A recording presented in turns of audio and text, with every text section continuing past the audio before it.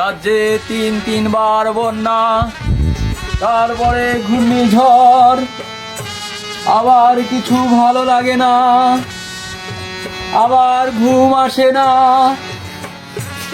কোথায় গেল সেনাপতি? আদেশ করুন মহারাজ। আমার রাজ্যের কি অবস্থা বলো?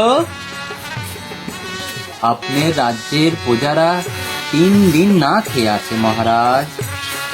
আহা, কেন? আমি কি তোমাকে 5 কেজি গম দিই নাই? সেগুলো কি তাদের মাঝে তুমি সুষমভাবে বন্টন করো নাই? আপনি যে আমাকে 5 কেজি গম দিয়েছিলেন তা ভাঙিয়ে 3 কেজি আটা হয়েছিল। সেই আটা দিয়ে আমি চাপড়া ভাজা খেয়েছি মহারাজ, তবু আমার খিদে মেটেনি মহারাজ। খাবো